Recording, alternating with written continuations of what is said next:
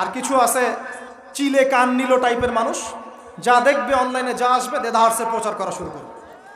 তুমি যে ফেসবুকে ফেসবুকিং করছো, কখনো কি আমাকে জিজ্ঞেস করেছিল, আমাদেরকে জিজ্ঞেস করেছিল ভাই কি হয়েছে আপনাদের সাথে? তুমি এক পক্ষের কথা শুনে গালিগালাজ করছো, চরিত্র নিয়ে কথা বলছো, টাকার কেলেঙ্কারি দিচ্ছ। আর সবচেয়ে কষ্ট পেয়েছি আমি এখানে কিছু আলেম ওলামাও এর পক্ষে সাফাই গাওয়া শুরু করেছে। আমি এই জায়গায় কষ্ট পেয়েছি। শোনেন, আজকে মজা নিচ্ছেন, ট্রল করছেন, করেন, এটা আপনার দিকেও আসবে ইনশাল্লাহ, দেখে নিন। তবে এখন বলতে বাধ্য হচ্ছি, কারণ এটা ফেসবুকের যুগ, ইউটিউব অনলাইনের যুগ। সত্যটা উপস্থাপন না করলে অনেক মানুষ বিভ্রান্ত হতে পারে। শুধু এই স্বার্থে আমি কথাটা বলছি, আদারওয়াইজ আমি কথাগুলো বলতাম না। কারণ নিজের ঘরের ত্রুটি মানুষের সামনে উপস্থাপন করতে হয় না, নিজের ঘরের ত্রুটিগুলো মানুষের সামনে উপস্থাপন করতে হয় না। ওয়াজ মাহফিল করতে এসে এমন অনেক তিক্ত অভিজ্ঞতার সম্মুখীন হতে হয়েছে যেগুলো আপনারা কখনো কল্পনাও করতে পারবেন না। যেগুলো আমি ঘরের ত্রুটি মানুষের সামনে বলতে চাইতাম না কখনোই, কিন্তু এখন কিছু কিছু ঘটনাকে কেন্দ্র করে এগুলো বলতে বাধ্য হচ্ছে। না বললে মানুষের সামনে প্রকৃত সত্যটা উপস্থাপিত হবে না। আর কতদিন চুপ করে থাকবে? কত কিছু হয়েছে এই জীবনে ফেস করতে আপনি কল্পনা করতে পারবেন। তো আমি এগুলো বলতে চাইতাম না কখনোই, এগুলো আমি কোনোদিনও বলতে চাইতাম না, এখন বলতে বাধ্য হচ্ছে আপনাদের প্রশ্নের কারণে। প্রসঙ্গে আসি না। একটা ন্যাশনাল নিউজ যদি প্রচার করতে চান, আপনাকে পক্ষে বিপক্ষের কথা নিতে হবে না? একটা ন্যাশনাল নিউজ প্রচার করবেন, তাহলে বাদী বিবাদী উভয়ের কথা শুনতে হবে না? এই হলুদ সাংবাদিকতা, টোটালি হলুদ সাংবাদিকতা, এর পিছনে কি উদ্দেশ্য? উদ্দেশ্য হচ্ছে 1 নাম্বার ওয়াজ মাহফিলকে বিতর্কিত করা, নাম্বার 1। 1 নাম্বার উদ্দেশ্য ওয়াজ মাহফিলের যে চলমান সিলসিলা বাংলার মাটিতে চলছে, এই চলমান সিলসিলাকে বিতর্কিত করা একটা প্রধান উদ্দেশ্য 1 নাম্বার। 2 নাম্বার, ওয়াজ মাহফিলে যেসব বক্তাদের মাহফিলে বেশি মানুষ আসে, এই বক্তাদেরকে জাতির সামনে এই বিতর্কিত করে উপস্থাপন করা। 3 নাম্বার, আপনি যদি একজন বক্তা বা আলেমকে বিতর্কিত করতে চান, 2টা ইস্যু লাগবে আপনার। 1 নারী কেলেঙ্কারি, 2 অর্থের কেলেঙ্কারি। টাকার জন্য যদি আমরা মাহফিল করতাম, আজকে 10তলা বাড়ি থাকতো। একদিনে চাইলে আমি 10টা মাহফিল করতে পারতাম। টাকার জন্য যদি আমরা কাজ করতাম, দিনের কাজ, তাহলে আমার নামে শত শত বিঘা জমি থাকতো। আমি আল্লাহর বান্দা, আল্লাহর জমিনে বেঁচে আছি কারাগারের জীবনে, আমার 100 কোনো জমি নাই পৃথিবীতে এখন, 100 কোনো।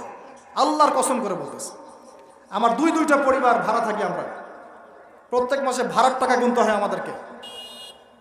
আমাদের নাম্বার ফেসবুকে available, WhatsApp number available, phone করে তো বলতে পারতেন যে ভাই আসলে কি হয়েছিল ঘটনা।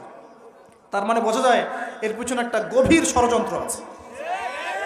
ষড়যন্ত্র 1 নাম্বার, আলেম ওলামাদের অবস্থা কিন্তু দেশে ভালো নয়। ষড়যন্ত্র 1 নাম্বার হচ্ছে হকপন্থী আলেম ওলামাদেরকে সমাজ থেকে মাইনাস করে দেওয়া, একটা উদ্দেশ্য 1। 2 নাম্বার, ওয়াজ মাহফিলকে বিতর্কিত করা, একটা উদ্দেশ্য। 3 নাম্বার, যেসব বক্তাদের ওয়াজ মাহফিলে বেশি মানুষ আসছে, জনগণ শুনছে, আমল করছে, ইসলামের একটা ফ্লো সৃষ্টি হচ্ছে, এই মানুষদেরকে সমাজে বিতর্কিত করে দেওয়া। এবং এই কাজগুলোর মধ্য দিয়ে কারা তাদের এজেন্ডা বাস্তবায়ন করছে আপনারা খুব ভালো করে খেয়াল করে নেবেন। আর কিছু আছে চিলে কান নিল টাইপের মানুষ, যা দেখবে অনলাইনে যা আসবে দেদাহার্সে প্রচার করা শুরু করবে। তুমি যে ফেসবুকে ফেসবুকিং করছো, কখনো কি আমাকে জিজ্ঞেস করেছিল, আমাদেরকে জিজ্ঞেস করেছিল ভাই কি হয়েছে আপনাদের সাথে? তুমি এক পক্ষের কথা শুনে গালিগালাজ করছো, চরিত্র নিয়ে কথা বলছো, টাকার কেলেঙ্কারি দিচ্ছ। তোমাদের জন্য 2টা নসিহত করে শেষ করবো, জাস্ট 2টা। 1, নবী সাল্লাল্লাহু আলাইহি ওয়াসাল্লাম বলেছেন, কাফা বিল মারই কাযিবান ওয়া হুয়া ইয়াকুল কুল্লামা সামিআ। কোন ব্যক্তির মিথ্যাবাদী হওয়ার জন্য এতটুকুই যথেষ্ট যে সে যা শুনবে যাচাই বাছাই না করে তা প্রচার করা শুরু করবে। 1। 2 নাম্বার, রাসূল সাল্লাল্লাহু আলাইহি ওয়াসাল্লামকে আল্লাহ পাক বলেছেন, ইয়া আইয়ুহাল্লাযীনা আমানু, হে মুমিনগণ, আপনারা খুব ভালো করে শোনেন, ইন জাআকুম ফাসিকুম বিনাবাইন ফাতাবায়ানু। কোন ফাসিক, পাপাচারী কোন ফাসিক যদি কোনো সংবাদ নিয়ে আসে, সেটা বিশ্বাস করার আগে অবশ্যই যাচাই বাছাই করে নেবেন, না হলে আন তুসিবু কওমান বিজাহালা ওয়া তুসবিহু আলা মা ফাআলতুম নাদিমিন। না হলে তোমরা অজ্ঞতাবশত এমন পদক্ষেপ নিয়ে ফেলবে যার ফলশ্রুতিতে তোমাদেরকে অনুতপ্ত হতে হবে। আর সবচেয়ে কষ্ট পেয়েছি আমি এখানে কিছু আলেম ওলামাও এর পক্ষে সাফাই গাওয়া শুরু করেছে। আমি এই জায়গায় কষ্ট পেয়েছি। শোনেন, আজকে মজা নিচ্ছেন, ট্রল করছেন, করেন, এটা আপনার দিকেও আসবে ইনশাল্লাহ, দেখে নিন। কারণ এটা শুধু আমাকে উদ্দেশ্য করা নয়, এর উদ্দেশ্য হচ্ছে পুরো ওয়াজ মাহফিল এবং আলেম ওলামা এবং পুরো কমিউনিটিকে বিতর্কিত করা। আপনার উচিত ছিল নিজের ভাইয়ের পাশে এসে দাঁড়ানো, আপনি উল্টা মজা নিয়েছেন। এগুলো আল্লাহর আরশ পর্যন্ত পৌঁছে গেছে ইনশাআল্লাহ। আল্লাহ পাক অচিরেই এর ফলাফল নাজিল করবে ইনশাআল্লাহ। আমি শুধু এতটুকু বলছি, আল্লাহর কাছে হাত তুলে দোয়া করছে, আল্লাহুম্মা ইন্না নাজআলুকা ফি নুহুরিহিম ওয়া নাউযু বিকা মিন শুরুরিহিম। আল্লাহুম্মা আকফিনিহিম বিমা শি'তা, আল্লাহুম্মা মুনজিলাল কিতাব ওয়া সারি'আল হিসাব ইহজিমিল আহজাব, আল্লাহুম্মা ইহজিমহুম ওয়া জালজিলহুম। এই দোয়ার অর্থ যারা বুঝবেন জেনে নিয়েন যে আমি কি দোয়াটা করছি। আমি আল্লাহর কাছে দোয়া করছি আল্লাহ পাক সত্যের পক্ষে থাকেন, মিথ্যার বিপক্ষে থাকেন। এখানে ইসলামের বদনাম হয়েছে, আলেমের বদনাম হয়েছে এবং আল্লাহর দ্বীনের দায়ীদের গায়ে আঘাত এসেছে এবং মিথ্যা প্রোপাগান্ডা চালিয়ে চরিত্র হনন করা হয়েছে। আল্লাহর কাছে দোয়া করছে আল্লাহ পাক যেন একাই এই জালেমদের বিরুদ্ধে আমাদের পক্ষে যথেষ্ট হয়ে যান ইনশাআল্লাহ। আমরা দোয়া করছি আল্লাহ পাক যেন এদের এবং আমাদের মাঝখানে ফয়সালাকারী হিসেবে আল্লাহ পাকই যথেষ্ট থাকেন ইনশাআল্লাহ। আল্লাহুম্মা মুনজিলাল কিতাব, আল্লাহ পাক কিতাব নাজিলকারী, সারি'আল হিসাব, দ্রুত হিসাব গ্রহণকারী, ইহজিমিল আহজাব, এই জালেমদের এই দলটাকে আল্লাহ পাক ভেঙে দিবেন ইনশাআল্লাহ। আল্লাহুম্মা জালজিলহুম, আল্লাহুম্মা ইহজিমহুম ওয়া জালজিলহুম, আল্লাহ পাক এদেরকে বিধ্বস্ত করবেন, এদের পাগুলোকে ভূমিকম্পের মতো কাঁপিয়ে দিবেন ইনশাআল্লাহ। নবী সাল্লাল্লাহু আলাইহি ওয়াসাল্লাম, লাস্ট কথা, নবী সাল্লাল্লাহু আলাইহি ওয়াসাল্লামের উপর অত্যাচার আসলে তিনি দুই রকম সুন্নত দেখিয়েছেন। এক, তিনি মাফ করে দিয়েছেন, যদি ওরা ক্ষমা চাইতো আমি মাফ করে দিতাম, যদি ক্ষমা চাইতো আল্লাহর কসম মাফ করে দিতাম। ক্ষমা না আছে, উল্টা তারা মিথ্যা প্রোপাগান্ডা চালিয়েছে, এর কোনো মাফ নাই ইনশাআল্লাহ। আল্লাহ রাসূল আরেকটা সুন্নাত, তিনি বদদোয়া করেছেন, হাত তুলে তুলে বদদোয়া করেছেন, আল্লাহ অমুককে দেখে নিও, তমুককে দেখে নিও, তমুককে দেখে নিও। আজকে আমি মাজলুম, আমরা মাজলুম, শুধু সেই বদদোয়া আল্লাহর কাছে করছি।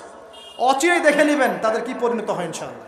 আমরা কিচ্ছু করবো না, কিচ্ছু বলবো না, আল্লাহর পক্ষ থেকে কি ফয়সালা হয় খালি দেখে নিন ইনশাআল্লাহ। কারণ আল্লাহর দ্বীনের শত্রুতা করে, দ্বীনের দায়ীদের সাথে, আলেমদের সাথে শত্রুতা করে কোনো জালেম, কোনো ফেরাউন, নমরুদ এই দুনিয়াতে টিকতে পারে নাই, আগামীতেও পারবে না ইনশাআল্লাহ তাআলা। আর কিছু বলার মতো মন মানসিকতা আমার নাই।